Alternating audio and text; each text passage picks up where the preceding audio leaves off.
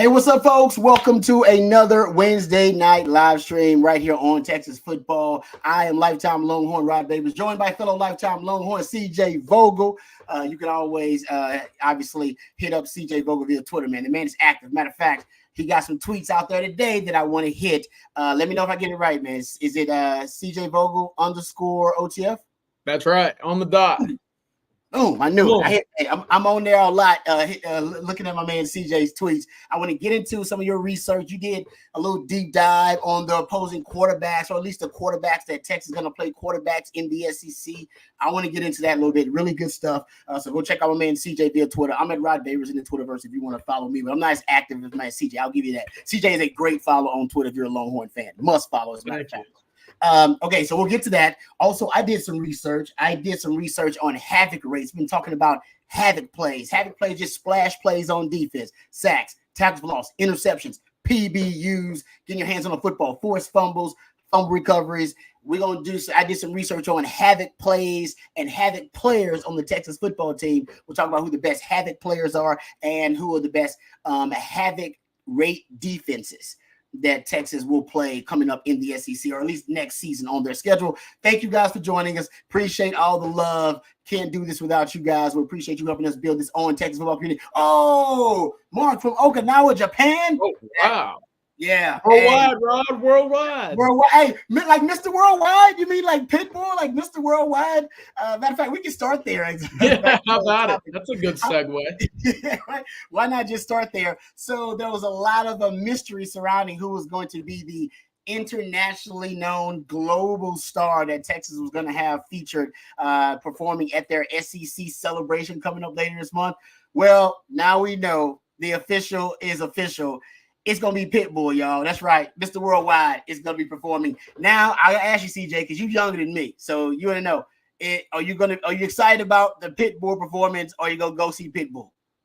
Yeah, I'm excited. I think, Pitbull had a good run, man. I grew up probably middle school when he started really throwing up all those musics, all those songs up on the charts. So, I think more recently it's kind of been, you talk about Mr. Worldwide, you hear dale, they start dancing a little bit.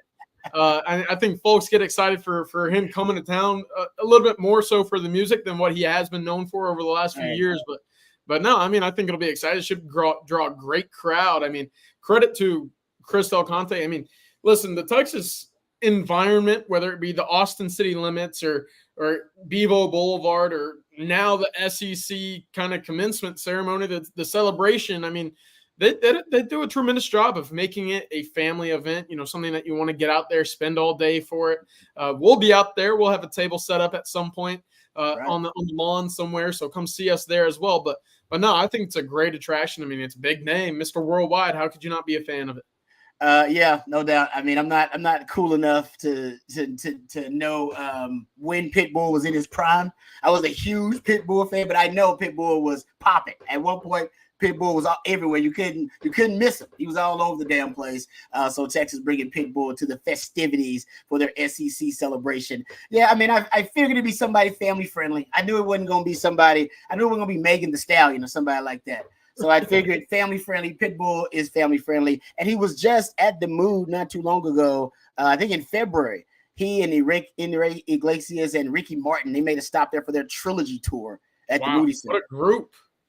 That is a hell of a group. No matter how old you are, every generation knows that's a pretty powerful trilogy you got there. All right, so there you go, Mr. Worldwide, Mr. 305. He's going to be the featured performer at the SEC celebration. So there you go. By the way, get your questions and your comments.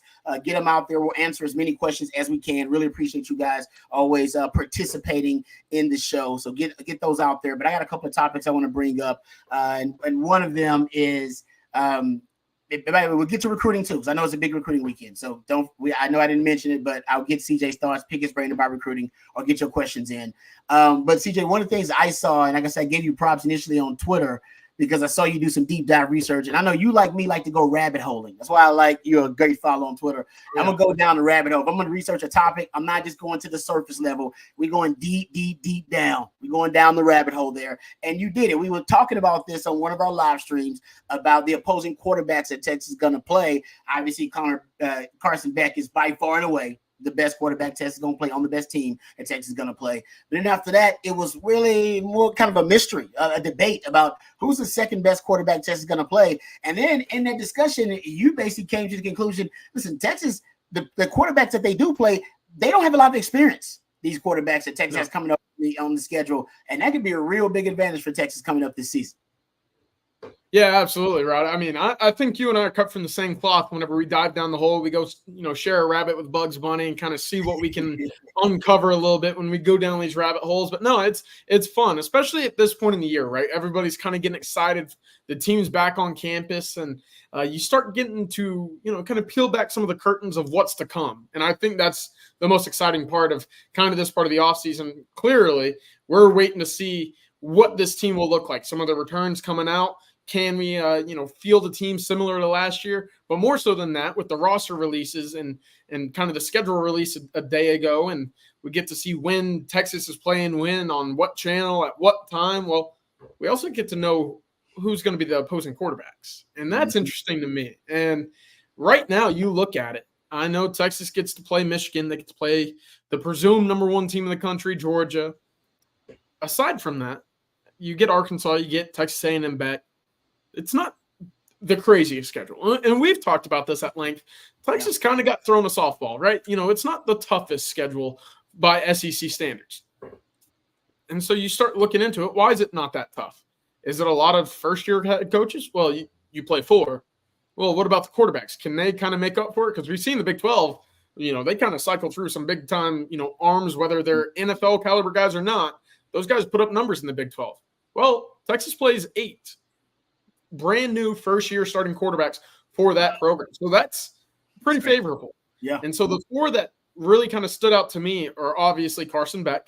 We've talked about him. He's probably him and Quinn Ewers, 1A, 1B, or whatever you want to say, for the best quarterback in the country coming into the season. And then you look down the list. Who's number 2? And right now, there wasn't a number 2 that stood out to me.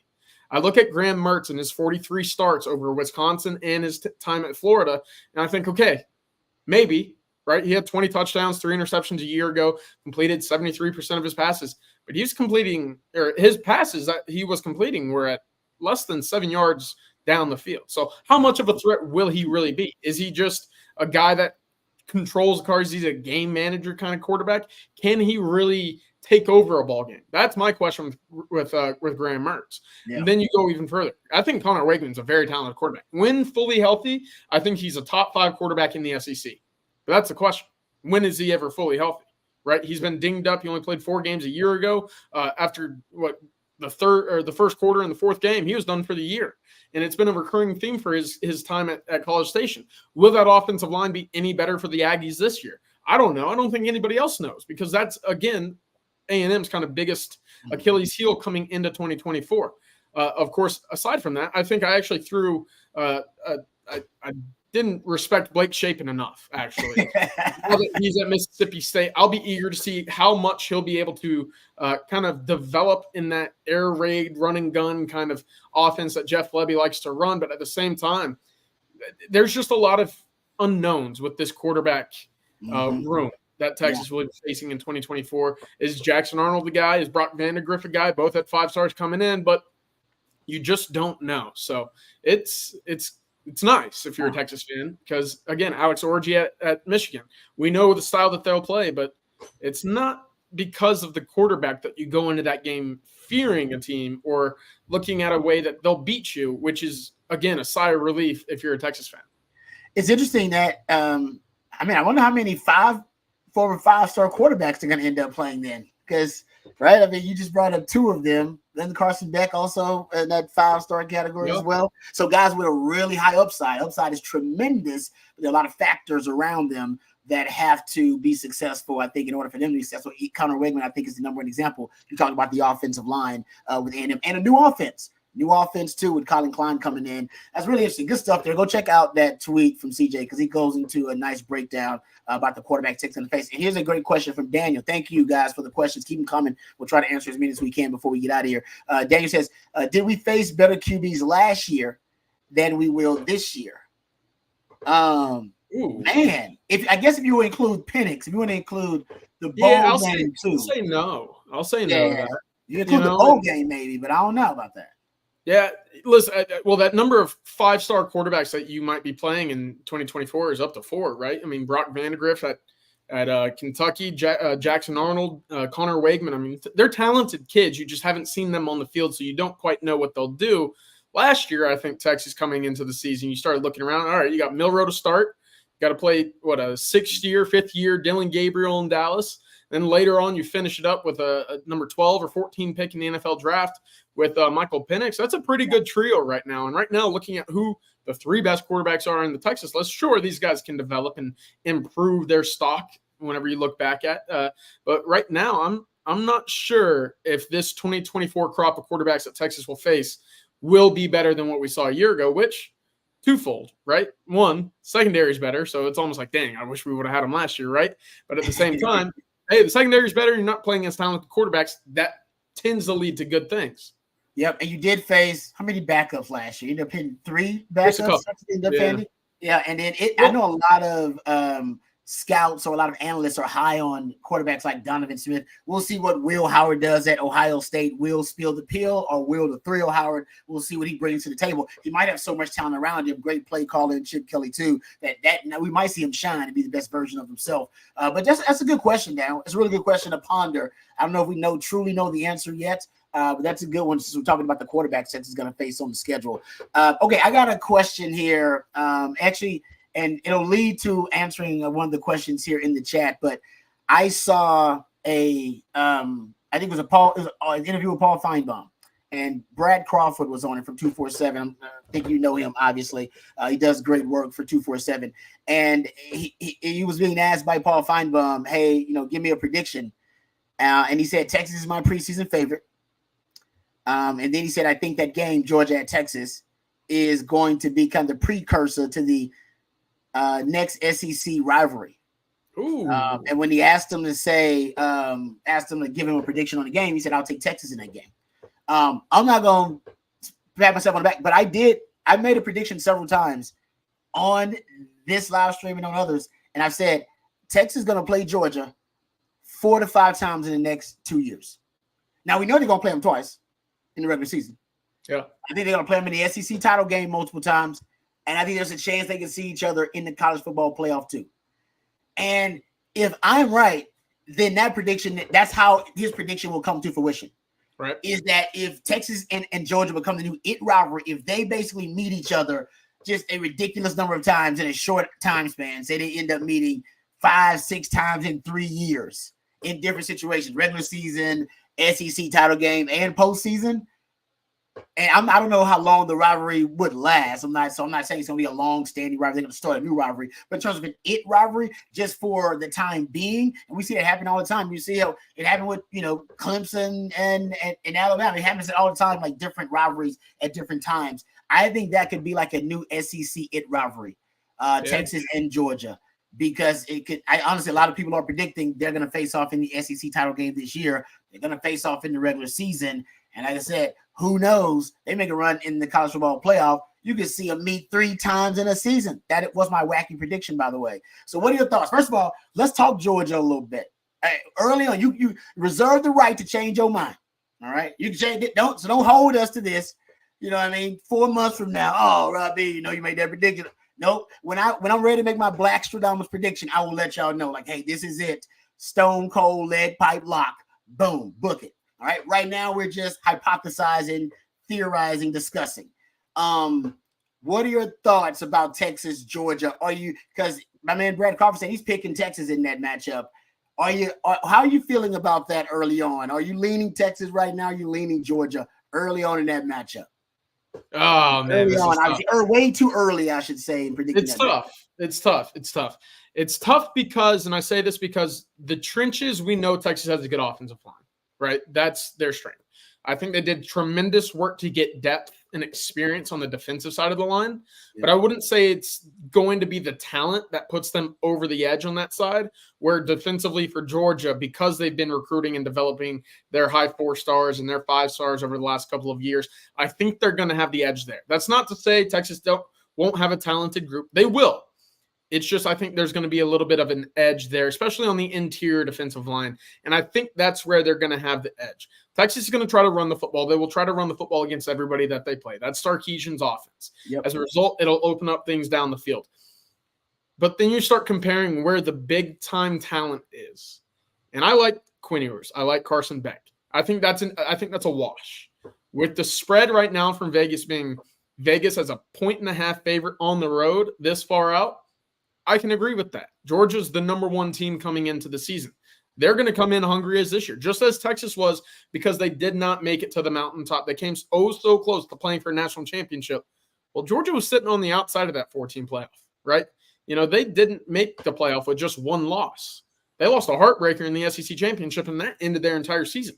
So that mantra and kind of mentality that we saw Kirby Smart instill in his team when they went back-to-back for national championships, that was because they were told they were underdogs the entire year. The number 1 pole-to-pole team in the entire country had the mindset that they were underdogs and counted out.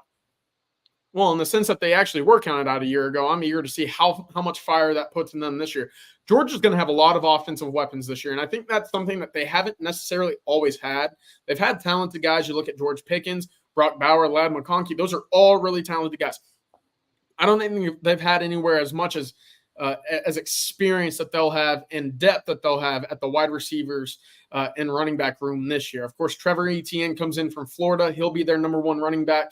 But then you start looking at their wide receivers, and that's Ra Thomas. I mean, Dylan Bell. I mean, they got some guys. London Humphreys coming in from Vanderbilt. That's a 6'3" wide receiver that had 600 yards a year ago for Vanderbilt. So this is a really talented team.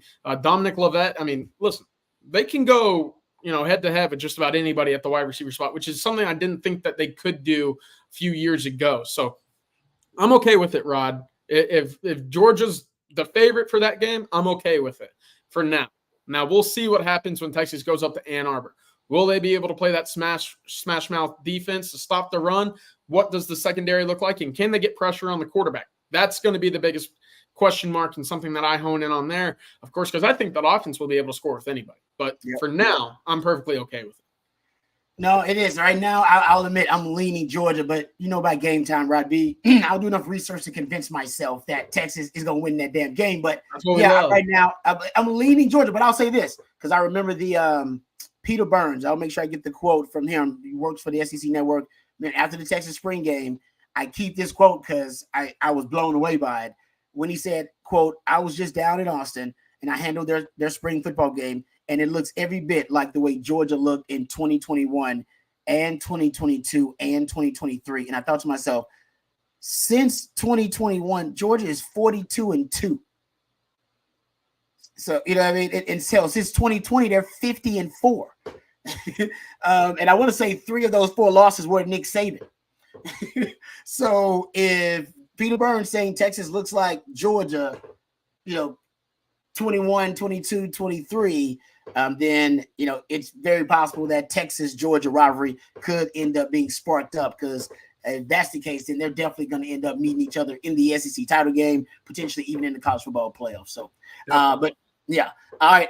Real quick, here's a question from Zane. He said, Rod, would you rather Texas beat Georgia at night or Aggie at night if you could only pick one? Damn.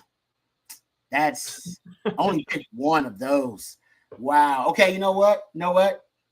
I'm gonna take beating Aggie at night. This is weird because I think we're gonna play Georgia again in the SEC title game. That's why I would say that, because I believe Texas, if say they lose to Georgia, let's say there's that one loss in SEC play, and I think that would still get you a shot at the SEC title. You get an appearance in the SEC title game, and I am worried. Man, I know if you beat Georgia, it also would have the same effect, right? You have that one loss in SEC play, so you get to the title game too. I don't know. It's something about losing to Aggie at night. First time replaying that or playing that rivalry game since that they took the break essentially in 2011. I think it means a lot this year. I think it's for Aggies, man, emotionally, I think they're invested. I think this year, actually, to me, it feels bigger than Texas OU. It won't always be that way, but this year, that game against the A&M feels bigger than Texas OU. I feel like you'll have another shot at Georgia. I feel like Georgia's going to be in the SEC title game, and you'll get another shot at Georgia. Man, you won't get another shot at Aggie for a while, for a whole season, for a whole year. I'll take that win against the Aggies, another chance to beat the Dogs in the SEC title game. That's what I'm predicting anyway. So I'm taking. What about you, CJ? I'm taking it. I don't know. I can't be losing to the Aggies at night, man. On that field, they're gonna rush the field on you too. By the way, they're gonna rush the damn field on you and be whatever they call it. What do they call it? They're humping. What do they do? What's it when they're? I'm not making this up. You know what I'm talking about here, CJ? I'm unfamiliar with any tradition they got. You've never heard of the Aggies humping? Okay. See, now you okay. I'm gonna look this up. I'll tell you it's a real thing. I'm not making this up. The Aggies, they hump. This is not anything like dirty, so get your minds out of together. I believe it's like a way they like chant, like some type of chant they do. Yeah, see, hump it, Aggies, hump it. It's hump. Yeah, they do this. Aggies, if you're on the chat, take defend yourselves. Hump it, Aggies. Yeah, I wish somebody could tell me here. I got an Aggie glossary about humping. Well.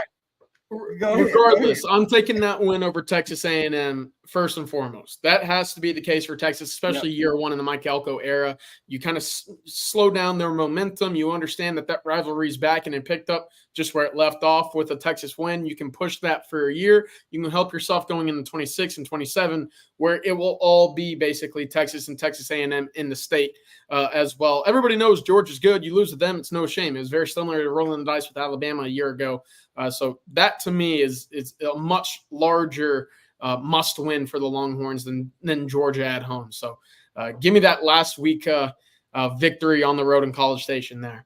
Okay, real quick. We got a special guest coming up, but let me get this definition out of the way. Humping it. This is from AggieNation.com. When Aggies participate in the yells, they put their hands on their knees and lean forward. The intention is to maximize the effect of their voices. They call it humping it.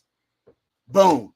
Wow. Aggies, they hump it. There you go. A man who knows something new, Rod. Exactly.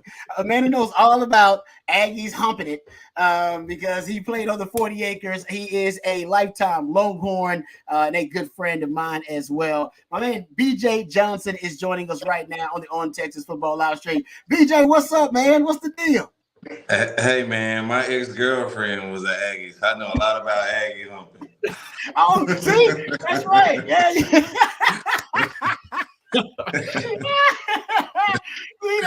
See, I don't even know. Where's your wife at, man? Look at you.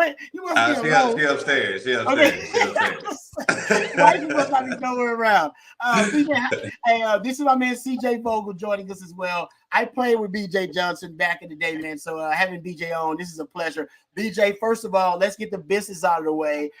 You and Roy and Sloan, I believe you guys still doing it together. The Cole Pittman golf tournament coming up this weekend, correct?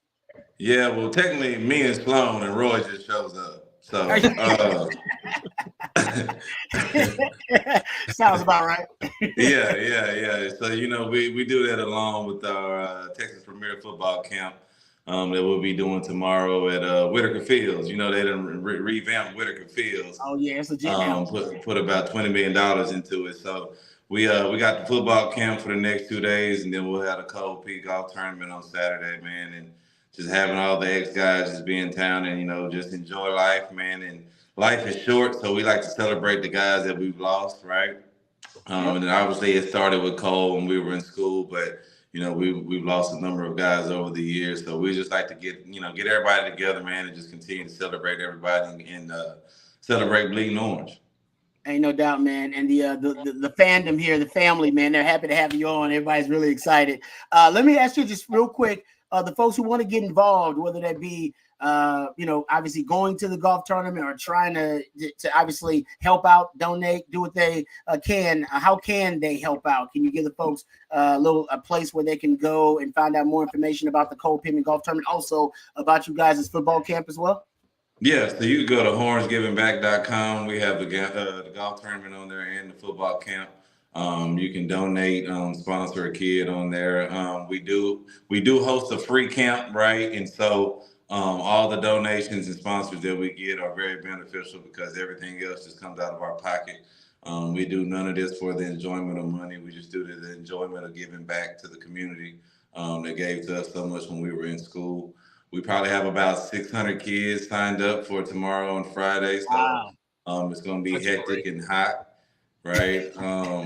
But at the end of the day, the kids have a good time. Kwame leads it out for us. Hey, that's what I'm talking about. We had Jamel Thompson last year working with us, man. James Brown coming out. So we get a lot of the old guys, man, to come back and work with the kids, man, and just, try to give a little bit of knowledge that we got, right? But then also, teaching the game of life. At the end of the day, we like to try to tell kids, working hard, right, is going to get you far in life. And at the end of the day, man, it's just about, trying to be a good citizen, as Coach Brown would like to say, right? And trying to just put good people out there in the world, man, to make our country and make our state a better place. Amen. Definitely. BJ, thanks for joining us again tonight. I can't wait to get out there Friday afternoon as well. We got a couple of official visitors, and I'll be making the trek over there and catching up with you guys as well. So I'm looking forward to it. 15 years now it's been going on. I wanted to hear from you. Of course, y'all done this for a while, some changed some lives, kind of impacted some others as well. What's been the most gratifying moment that you've been a part of so far that's really kind of touched your heart while doing this? Well, I would say it's the twofold, right? Because it is a full weekend long, right, with the camp and the tournament. And so just being able to raise the dollars that we did to help out and help with the facility in Cole's name back in Louisiana at his high school, that was definitely gratifying. So his name will always be remembered. And so just having a little hand in that. I mean, I know, there's countless guys that got stories about, that weekend and what happened and just being in contact with him and then not having that contact anymore. And so when you're 19, for me, I was 19 when it happened, right? And, and when you lose somebody that you just spoke to 2 days ago, you remember that, right? And you carry that on. And Cole's a year ahead of me. But as Robbie, Cole was a character, man. And so when you were around him, man, his aura was just everything, man, and everything that he did was at 1,000%, right? And so just keeping his name alive, man, just seeing Mr. Pittman and Mrs. Pittman being appreciative of that is very gratifying for us. And then in terms of the football camp, I mean, we've had kids come back who have gotten scholarships or in college now. That have been going to our camp for the last 10 years, man. So just to see that you're actually touching some people, man, and just making a little difference, whether or not it's, it's a day or 2 days or months or whatever it is, right? It's just being an impact on somebody, man, and just trying to, change somebody's life and be positive, man. There's so much negativity in the world. So we just want to just put out some positivity out there, man. Hey, man, you guys are certainly doing that and doing great work. All right, I want to ask you about some football stuff because there's a lot of buzz about this recruiting class coming up for the Longhorns. They may get 3 5-star receivers. That's the buzz. Last time the Longhorns got 3 5-star receivers was when you, Roy Williams, and Sloan Thomas all came in the same class. Now, they didn't have NIL back then, BJ. First of all, can I ask you, how much NIL money would you have earned in this day and age, BJ? Can you give me $1.50 on how much NIL money you would have got? If I had $10 for every time I've been asked that question, boy, I'd be a billionaire. Hey, man. One thing I will say, we were born too soon, right? But at the same time, man, hats off to those guys, man. Make as much money as you can get, right? We play a violent sport, and you never know when your career can be over. Robbie, I can think about Monty Collier, right? Man. When I came in, Monty, he broke his right collarbone, freshman year, and then the next year, Big Sean Rogers threw him in the water tank and he broke his left collarbone and he never really played again. right? And so you just never know what can happen playing football.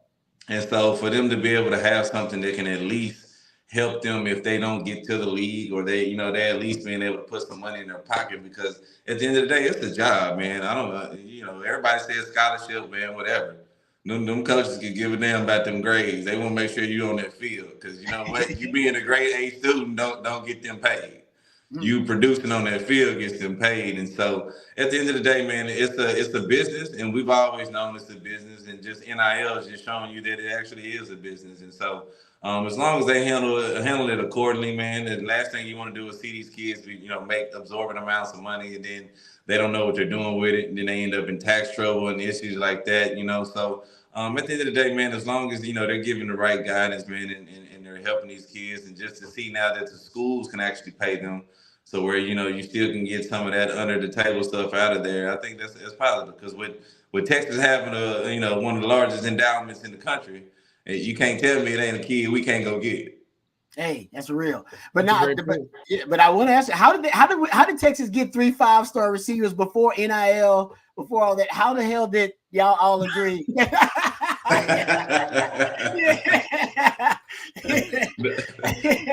Matt, blur it out, Matt. But now I'm upset because I didn't get any of that. That's like when my talking about the $100 handshakes. I was like, I never got any of those. Was I not good enough for that? Nah, you know what? In all honesty, Robbie, I never got offered anything from UT. Coach Brown was a straight up guy. I'm sure some guys got something, right? I was offered, stuff by, Urban Meyer. Hell, Urban Meyer locked me in an office at my school, and no bullshit, and asked me straight up. He was like, BJ, how much? And this was when he was at Notre Dame at the time, and it caught me off guard because I just thought we was talking football. And he was like, no, how much? So it's been going on, and that's the unfortunate part, right, about it is think about the guys who didn't get a chance to have a career because they decided to take some money. And then now you look up now and guys are making a couple $1 million, and you're like, well, I don't have a degree because you wouldn't let me play football. Come on, so that's real. Yeah, it's an unfortunate situation, but it is what it is. BJ, I got one for you as well. Rod and I have gone back and forth with some of his stories of being, the beginning of DBU and going up against obviously you, Sloan, and Roy in practice every day. He tells it where it's. When I'm up, I got to go against somebody good. We got to get that competition going. Kind of the iron make iron better. The saying. What was it like for you on the receiver side? Was it, hey, we got some good DBs. I want to see what I can do to improve our team in its entirety. Or what was the competition like on the offensive side? It was who's next? Who you want to dog next? Okay, who you want, Sloan? Who you want to dog now? You want Dave Ash? Okay, you want Jam? You want Rod? Okay, you want Huff? Okay, I'll take them. Oh, you want A. Ross? And so you're going to always go against the best because that's how you get better, right? And 9 times out of 10, the people we were going against in practice was way better than the people we were going against on Saturdays, right? And so at the end of the day, you can't get better unless you push yourself. And we had some battles. And this is the funny part about it. After it was over, we all go kick it, right? Yeah. But in the heat of it, in the heat of practice, it's shit talking, we slapping. I'm dancing if I score on you. They doing the same thing, right? But it was always love, and it was tough competition, man. And a lot of times you catch kids nowadays, they don't want that. They shy away from that, right? Because they just want to shine. And at the end of the day, you're not gonna get to shine unless you go through the mud. And that's what we tried to do. We just tried to make each other better because we knew we had the talent. Yeah. No doubt about that, man. I remember those. There was some battles, and we used to have fans out there doing training camp. You remember that, BJ, doing 2 days? Oh man, they be hyping it up out there. BJ get a catch on, they start talking trash. It was hype. The funny part is Coach King still uses some of our tapes to this day. Yeah, he do. Yes, he'll text me every night and be like, Ron B, I just showed him a clip of you, brother, with that great footwork. Love it. Hey, BJ, thanks for the time, man. I know you're busy, so we really appreciate it. hornsgivingback.com. That's where people go, right? Find out more information about the great work you guys are doing. Yes, sir. hornsgivingback.com, man. And Neighborhood Longhorn program is one of the few foundations with the university who we're teamed up with doing the football camp. So I'll be remiss not giving them their love, man. We're so appreciative of what they've been doing with us for the last 5-6 years. And then also with the Four Seasons Hotel, they've been our sponsor with Marlon Davis for the last 15 years. So we're very appreciative, and we understand that, at post pandemic, right? Not a lot of people are trying to do certain things, man. So we're appreciative for the people that come out and support us, man.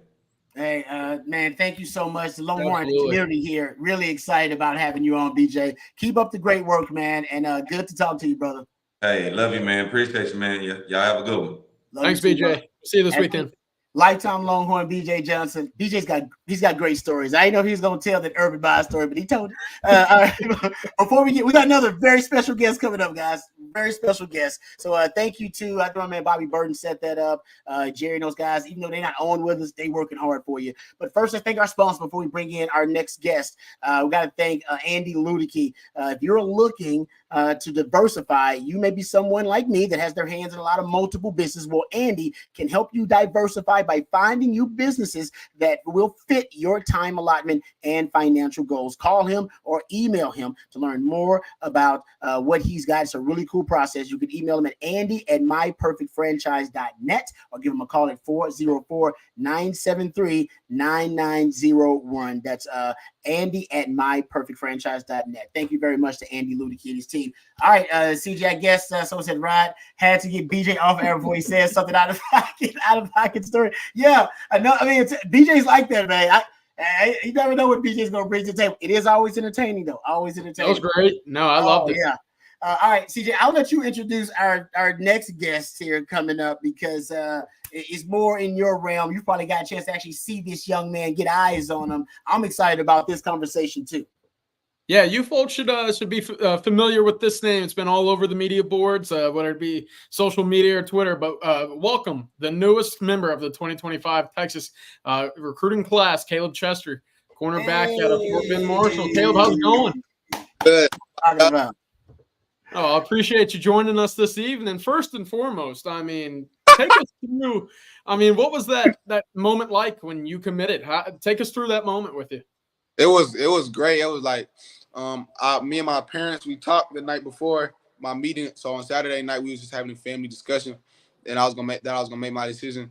And so like just building up to that moment, I just like the night before I couldn't even sleep. I was just like thinking how I was gonna tell Coach Sark and tell Coach Tijo. But it was a real good moment when I told Coach Sark. He was lit. He was happy. He told me he got to get up. He came, gave me a hug.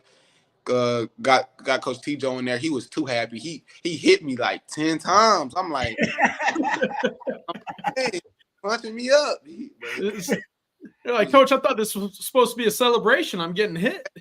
Like, man, boxing. Well, I wanted to ask you that because, I mean, that's everybody's kind of individual big takeaway when they make that decision. So, again, congratulations. Going into the trip, did you kind of have a feeling that this would be the moment, the weekend that you would do or let Coach Sarkisian know that you would commit? Yeah, I really was keeping it to myself for the most part. But, like, talking to my parents and just out the whole recruiting process, UT was really just always the school that was being chased and was just running the race for me. And me and my parents, they was just a big part of my parents and my brother was a big part of my recruiting. So, like, just throughout weeks and stuff, they would just ask me, like, who you talk to today or stuff like that. Or would you rather go so-and-so or XYZ? And the answer was just always UT. So going into this weekend, and then when they just put out the red carpet, you know, it was just felt like the right time for me to pull the trigger in my recruitment. Now, Caleb, I want to introduce you to someone real quick. Below me is Rod Babers, an original member of DBU back for Texas, early 2000s. He's watched your tape a number of times, and we've talked about it on Texas Football here. Big fan of yours as well. So I'm going to give it to him because y'all can talk DB better than I can, especially cornerback. But, Rod, let him have it. Let's see what you got. Man, first of all, Caleb, congratulations, man. Great to have you part of the family, no doubt about that. But, man, watching your film, one thing that stood out to me is you seem like you are a press coverage specialist, a technician when it comes to press coverage. You even seem like you got different techniques that you use and employ at the line of scrimmage. Am I right about that? Watching you, you seem like you're a student of the game when it comes to press coverage and the different techniques you can use. Yes, sir. It just depends on all who I'm guarding. So is it somebody different? Is something different depending on who you're playing against? Yeah, so you want me to break down the plays play by play? I could do that if y'all want me to. Oh, give it to me. Yeah, I love that. Give it to me. You could. Wait, are you able to restart this or just keep rolling? We're gonna, I go like ahead. this. Go into it. Just go. Go with it. So right here, we in the cover 3 look. So I'm reading 1 to 2, but I also got 3 if he comes through my peripheral. But I seen that 1 stopped out the corner of my eye. So now my eyes go to 2, and that becomes my man. And I just seen him coming on the scene, and my safety didn't get over. So I knew I had to come at a certain angle and chase that upfield shoulder to be able to make a play on that ball. Because coming under, a good quarterback can make that throw, put it over my head. So I chased the upfield shoulder. I played through the hands. I grabbed the ball, but dropped it. Got to come down with that next time. Even the critique, I love it. I love it. Give me another one. Right here it was man to man, so it's just who the better man. You know, I was outside, so I know he was already lined up real close to the sideline. So if anything, if he's going outside, he running the fade. That's the only thing he could have did. So when he went outside, I know he got to break me off in. So as soon as he broke, I came up under his upfield shoulder. I undercut him, and I knew the QB, you got to put it between me and him. So if he was to throw that ball, it was gonna come right to me. So he tried to put it over my head, but you can't make that. You can't make that pass. So it went out of bounds. Hey, Caleb, just listening to you, and I ain't gonna have you break down everything. I would love to, honestly. Me and you might need to get together so we can break down some film together. But you seem like you have a lot of info about the opponent too. You seem like you're into a lot of film study. How much time do you spend watching film, whether it be on opponent or self-scouting? How much is that a part of your game? A lot. Just in school, like throughout the day, because we practice in the morning, so we'll watch film in the morning. Then we kind of move on a college schedule, so we'll watch film in the morning. Then in the middle of the day, after lunch, we'll have workouts.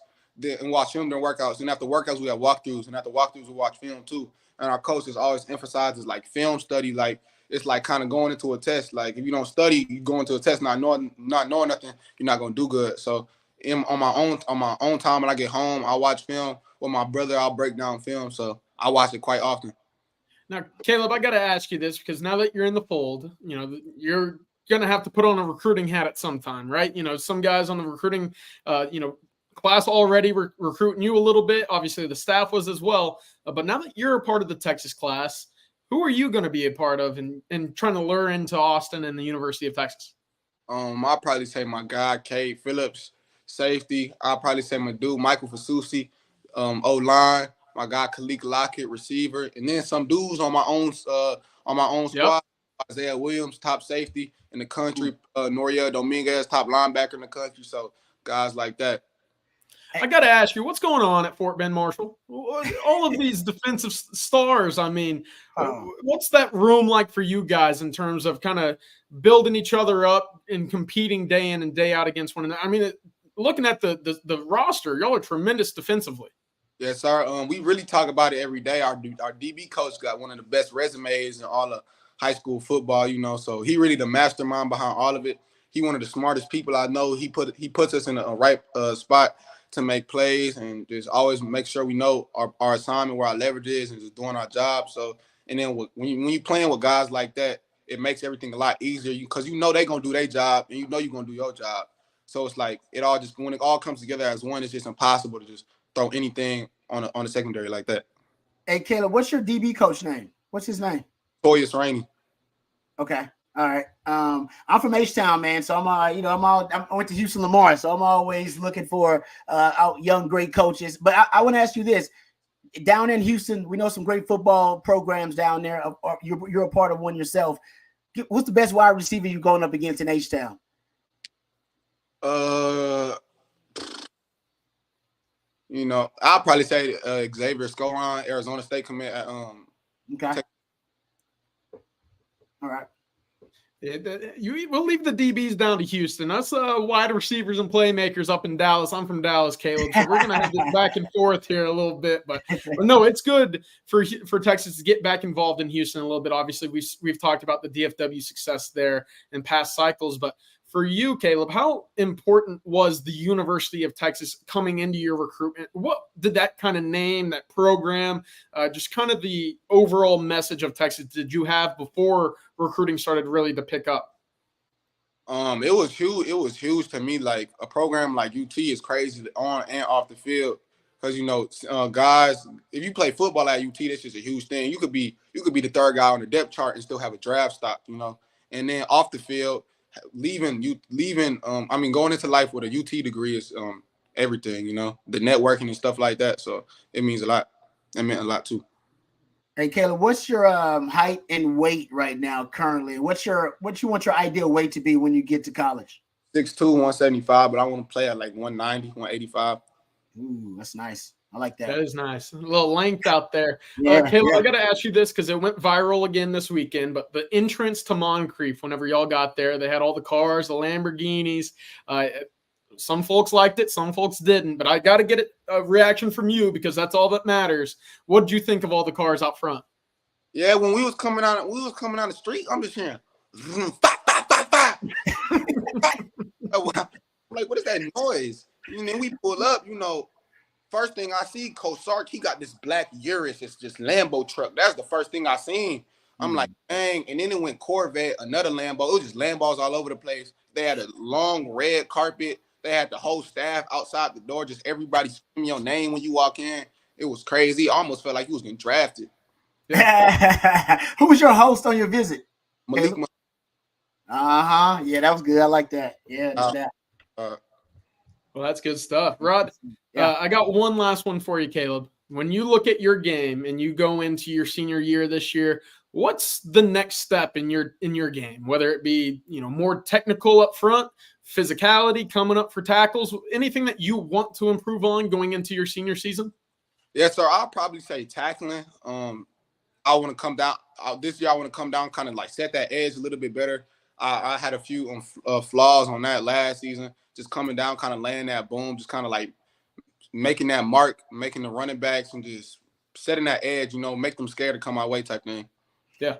Hey, Caleb, I want to ask you one more question. What do you jam before the games, man? Who gets you hyped before the games? What you listening to? On the way to the game, like when we be at team lunch and team dinner, stuff like that, I'm like Alicia Keys season. Like I be chilling. But then the moment when we pull up into the parking lot, I'm like just straight NBA young boy, just rap me. Man, that's wild. You like the fifth recruit or a student athlete who was like 18 years old who's told me that. NBA young boy must be it. He get me going, he get me turned, electrified. Okay. All right, there you go. All right. Hey, Caleb, thanks for the time, man. We appreciate it. Congratulations on everything too, man. Absolutely. Continue to work. Thank you. Appreciate y'all. All right, absolutely, Caleb. Thank you again. Welcome. All right, there you go, Caleb Chester. That was great. That was awesome. great. Right there.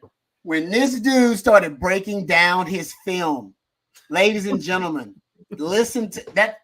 I can tell you why all the schools got excited about him. I can tell you why, if he ain't got blue chip status or whatever, why football guys sit down with him and go, okay, all right.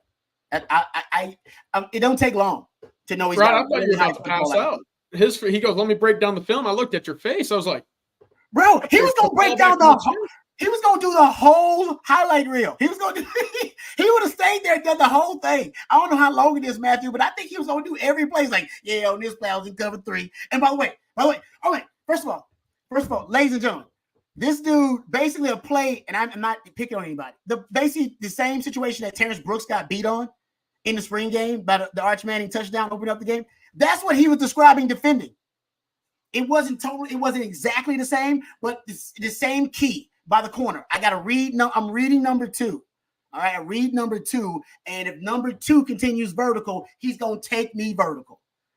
And Terrence Brooks didn't read that. He actually read number 2 and kept going with number 1 instead of reading number 2. If he read number 2, it'll take him vertical.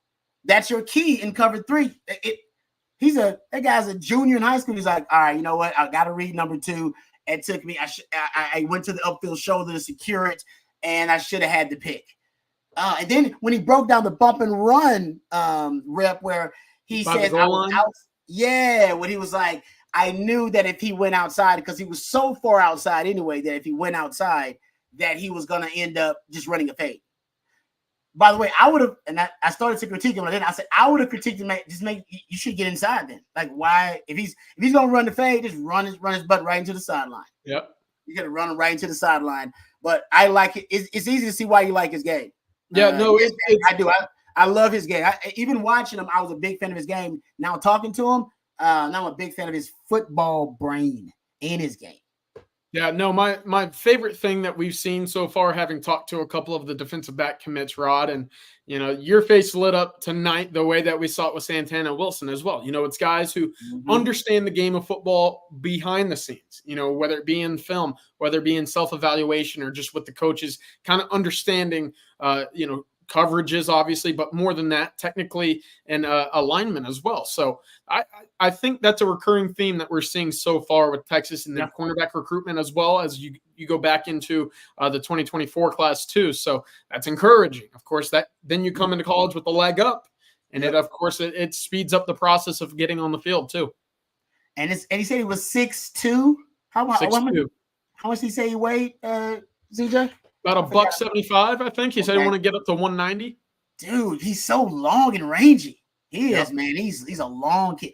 I mean, I meant to ask him, does he run track? I meant at 6'2", 175. Damn. That's basically kind of the ideal frame for the new corner. That's your Patrick Surtains. That's your Sauce Gardners. Between 6'1" and 6'2", over 6 foot, long, rangy guys who can run. Does he play another sport, though? He's a track kid, so it's going to be track and football. Of course, you see the speed on the tape as well. But yes, Zane, that's absolutely the fact. He's got an ear. He's a student of the game. You can tell just having a little conversation with him. You can tell just the way he thinks the game through. Talks about watching a lot of film and love me some Caleb Chester. Love that. All right. DBU's in good hands, ladies and gentlemen. All right. Let's get to a couple of questions here. Then we'll be done. We're not going to do better than lifetime Longhorn BJ Johnson and then Caleb Chester. We're not going to top that. We're not going to even try to top that. So we're going to answer a few questions and we're going to leave while we're on top here. All right. So first of all, let me get this. Let me give another shout out to our sponsor. Really excited about having Andy Ludicky as a part of the On Texas football team. And so thank you to Andy Ludicky. If you're looking to diversify, you may be someone like me that has their hands in multiple businesses. Well, Andy can help you diversify by finding you businesses that will fit your time allotment and financial goals. If you're stuck in the corporate rat race with 2 weeks PTO and no control over the money you can make or your schedule in general, call Andy and he will take you through a process to help you find a business that will fit your skills, sets and financial goals. Franchise ownership isn't for everyone, but if you have a desire to take control of your destiny, call Andy today or email him at andy@myperfectfranchise.net or give him a call right there, the number 404-973-9901. Thank you very much to Andy Ludicky and his team for being a part of our team. All right, couple of questions here, then we'll make our exit. CJ, what are the odds we get more Lockett and French? Is it possible we get 1/3, 2 of the 3, or just all 3? Hey, we just talked to BJ Johnson, and I asked him, how'd they get 3 5-star receivers back in 2000 with BJ Johnson? Now, he actually didn't give us an answer. He gave us the Urban Meyer story instead of that, which honestly was better and just as good. So what are your thoughts, CJ? What are the odds of Texas getting all 3 of those 5-star receivers, and what's your prediction? Yeah, of course, DeCorian comes in this week for his official visit. Jamie French and Khalil Lockett will come in the 21st through 23rd for theirs. I think Texas has made it pretty clear it's going to be DeCorian Moore up top first. He will have a spot in this class above anybody else. Now it becomes who else joins him, should he commit at Texas, obviously, right? So to me, my question comes, if Texas takes a commitment from one of the guys and another one jumps in the fold, does that third guy make that same decision? Because again, there's only one football, and in the world of being a wide receiver, Rod, you told it to Coach Shipley. I think you might have hurt his feelings a little bit. Wide receivers are divas, right? They are. They want the football. They want to impact the game. They want what is theirs, and that's the rock. When you have 3 really talented guys like Moore, Lockett, and French, it makes sense for the guy who has yet to commit to look at a Texas class potentially with 2 other 5-stars and say, hold on. Will I be getting the rock as often as at Texas versus maybe a Texas A&M, a Florida, in LSU perhaps? It makes sense to question that. Right now, going into these 3 visits, I have to imagine Texas is at the top for all 3. Will that be the case at the end of the month? I think is the bigger question. Of course, I think Texas is in a great spot for DeCorian Moore. I think Texas leads right now for Jamie French, even after a strong LSU visit as well. So that right there, I think, is going to be a great opportunity for Texas to really stay out in front. And, of course, with Khalil Lockett as well, who's coming off of an A&M visit last weekend, great chance to even the score and remain in that conversation at the very top for him too. So I like 2 of the 3. I just think 3 5-stars is a bit much in this world of college football, where of course you can sell anybody on being the guy anywhere else there isn't already a guy. Yep. Or 2. No, yeah, right. It's a good point. All right, good stuff there, CJ. Also, E. Kim wants to know, CJ, can you predict the coaching carousel on what prospects Texas can flip? Fans can be forgetful and new players will emerge later. Yeah. Let's see. I mean, I think Florida's in a sticky spot. You know, Arkansas is probably in a sticky spot. Is Texas really in the mix for any of those guys? I wouldn't say yet. It's interesting that Jabari Antoine out of the LSU class is looking around. He's taking visits as well. So I know Texas was in on him earlier. Corey Raymond's going to make things very difficult for him to leave. It's going to be difficult right now just because you haven't seen how the season plays out. But obviously, Arkansas, Florida, the 2 schools where maybe we thought coaching changes would come a year ago are now back with their backs still against the wall.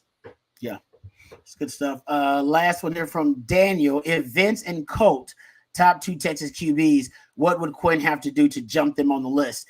I would say, first of all, statistically, he's likely, unless he gets hurt, to finish in the top 3 all-time passing yards at Texas. Because Major Applewhite has 8,353. He's 3rd. Nobody's catching Sam and Colt. I mean, Colt has 13,000 passing yards, and Sam has 11,000. They're not catching those guys. But he can catch Major because Quinn's at 5,656. He can catch Major. He likely will this season if he stays healthy. So he'll be 3rd all-time there. That'll put him at least in the conversation of some rarefied air. And championships, baby. Colt played for one, played for a national championship, and VY won a national championship. And he's got a Big 12 title. That's that you already got something on your resume. That's something, yeah. Those guys, yeah. And those are not easy to come by on a 40 acre. So yeah, I think he's got to be in the national championship conversation. So he got to play for one, or he's got to win one. That's how you top Colt and VY. Yeah, I think you got to win one, or you have to lift the Heisman at the end of the day. Of course, these are the 2 best quarterbacks Texas has ever had, right? It's Vince Young, it's Colt McCoy. In the recent era, these are the 2 guys. Vince probably should have won a Heisman. He lifted the national trophy instead. Colt McCoy left college as the winningest quarterback in all of the sport, right? He had been at Texas, had seen great success. Obviously, 1 hit away in a national championship from likely lifting a trophy as well. So what does that mean for Quinn to enter that conversation? To me, it's making it to a national championship. And if you don't, you have to bring home hardware one way or the other. So that's either an SEC championship combined with a Heisman, or a national championship in its own right. Yeah. I didn't realize that Matthew brought that up. He also has a chance to catch Major and be 3rd all time in career passing touchdowns at Texas. Because I think you predicted he'd have, how many passing touchdowns you had him at, CJ, like 25 or 26, somewhere around there? If he gets 20. I think if you hit 30, you should be. Yeah. Yeah. With the way that you're expecting 14 or 15 games, it makes sense. If you get to 34 touchdowns this year for Quinn, 25 touchdowns get you to what? 3 overall? Yeah, you'll be 3rd. Statistically, he'll be 3rd, basically, in terms of the quarterback ranking. But you're right. Got to play for a championship. Got to go win a championship. Vincent Paul says, UT boy. Hey, Vincent Paul. Hey, I love me some VY, baby. Listen, I was in H-Town when people thought VY was going to be a basketball player when he was a youngster coming out of middle school. It's like, oh, man, this dude, he's only a basketball star.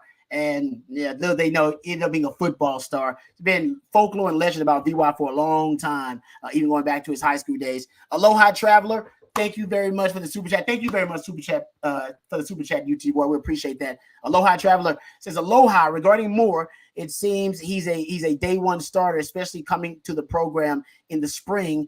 That seems like a pretty good selling point while playing with Arch, he and Wingo. Man, whoa, Nelly. Yeah, absolutely. Yeah, I mean, to me, the Corian Moore is the one you got to get. I'd love to have all 3, but you got to get the Corian Moore, right? You team him up with Wingo, and you're talking about a lethal wide receiving tandem potentially. Yeah, Yeah, no, I mean, could you imagine a Decorian Moore, Ryan Wingo, and Jonte Cook trio running around? I mean, good luck stopping that. Of course, DeAndre Moore is going to be in the fold. You could look at Parker Livingstone, Aaron Butler, as well as guys who could be rotational pieces too. Listen, I'm not sleeping on a Parker Livingstone this summer, so we'll see as well. But I mean, you start talking about maybe a Jamie French or Khalil Clockett in the fold too. All of a sudden, now you got an abundance of riches when it comes to the wide receiver spot, exactly what Sarkisian wants at the University of Texas. You're right about that. All right. Thank you guys so much for the super chat and participation. Thanks to BJ, lifetime Longhorn BJ Johnson, and also lifetime Longhorn Caleb Chester for joining us. Beautiful thing. Appreciate those. I guess technically Caleb Chester is not yet a lifetime Longhorn. Got at least signed letter of intent, but he's damn close. We consider him family anyway. So, and just like we consider you guys to be family. So appreciate you guys joining us, participating on the live stream tonight. Thank you to Matthew behind the scenes. Can't happen without Matthew. He's the one behind the scenes, folks, organizing all the interviews, putting up all the graphics. He is the real MVP of this thing. Thank you to Andy Ludicky, our sponsor. We appreciate him as always sponsoring the Wednesday night live stream. Thank you to all you guys out there for joining us and participating. Tomorrow, coffee and football. Don't forget about that coming up. Anything you got for the people, CJ, that you want to relay? Yeah, we'll be covering all the official visit previews for this weekend tomorrow as well on Texas football. So make sure to come out, join the community if you haven't. And, of course, we'll be back with the winning drive tomorrow afternoon as well. That's right. Don't forget about that. Thank you, CJ, for reminding me. Around 4:15 to about 5:30, CJ Vogel, Coach Bob Shipley, and myself will be having the winning drive. So same time, same channel. Thank you guys for joining us. And thank you to our very special guest. That was a hell of a show. Really fun. Until next time, hook 'em horns. Go Mavs.